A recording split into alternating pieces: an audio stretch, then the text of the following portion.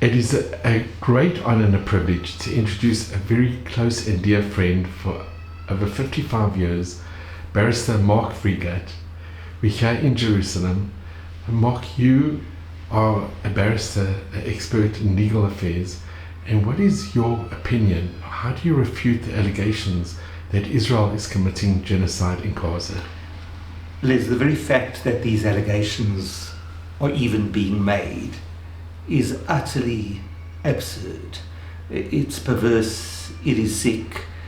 Anyone with a modicum of knowledge of what is happening in Israel and what genocide knows, would know that the furthest thing in the world from genocide is what is happening in Israel, what is happening in Gaza. Genocide denotes the intentional annihilation, the intentional killing of an entire people in whole or in part. It has to be the intentional causing of death of a people in whole or in part.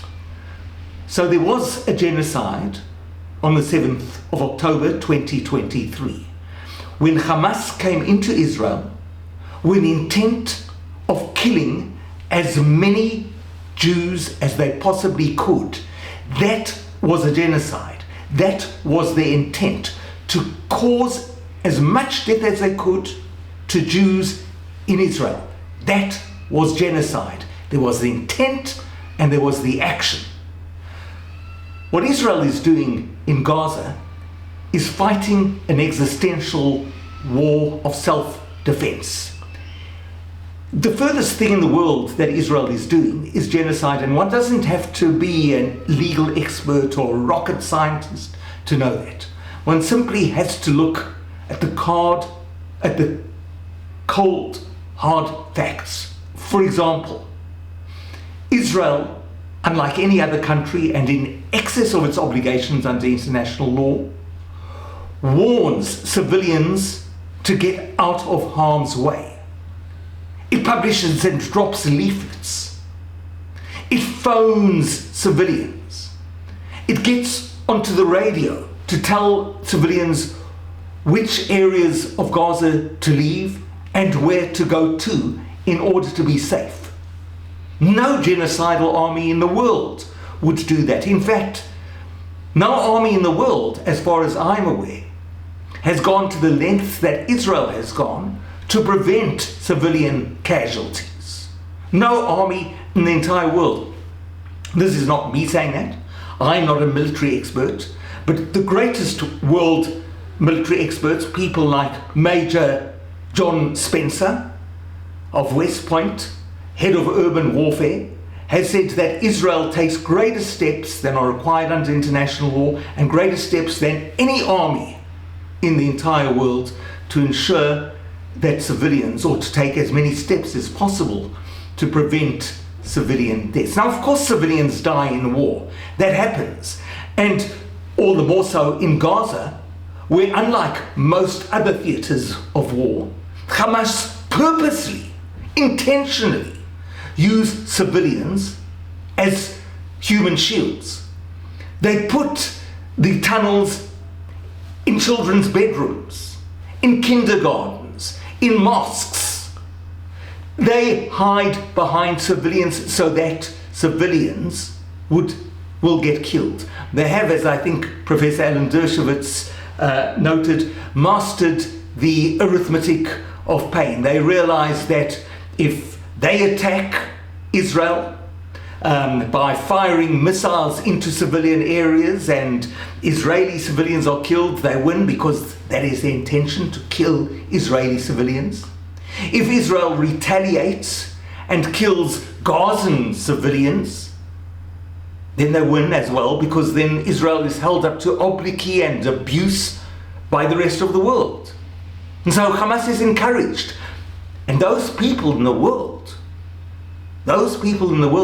who criticize Israel are in fact doing a tremendous disservice, because what they are doing is that they are encouraging Hamas to use Gazan civilians as human shields all the more so. Now, bear this in mind.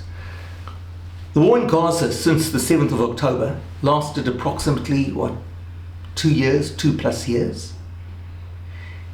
If Israel, a powerful country that managed to subjugate in effect and destroy the entire air defense systems of Iran in less than 12 days, that managed to increase its size in the Six-Day War when it was attacked by Lebanon, Syria, Jordan and Egypt, amongst others, and won the war in 6 days. Do people honestly think that if Israel intended to commit a genocide, that they wouldn't have been able to do so on the 8th of October 2023? On the morning of the 8th? Or the afternoon of the 8th? Or the 9th? The very fact that the war has gone on or went on for so long, in and of itself indicates that there was no intent to commit a genocide. The very fact that Israel sent its soldiers into Gaza rather than simply bombing from the air indicates that they didn't have an intention to wipe them out. If Israel wanted to wipe out a people in whole or in part, they would have done so already. Another point that should be made is this, that those people who have been saying that Israel is committing a genocide didn't only start saying it after the 7th of October. They've been saying it for years and years and years and years. When Israel left the Gaza in 2005, there were approximately 1.3 million people living in Gaza. There are today over 2 million people in Gaza. So if Israel is committing a genocide, then Israel is probably the most incompetent genocidal army in the entire world. So the short answer is that anybody who claims that Israel is committing a genocide is either a complete and total fool or is a blatant, malicious liar who is attempting to vilify the one and only Jewish state. Mark, thank you so much. I so appreciate it.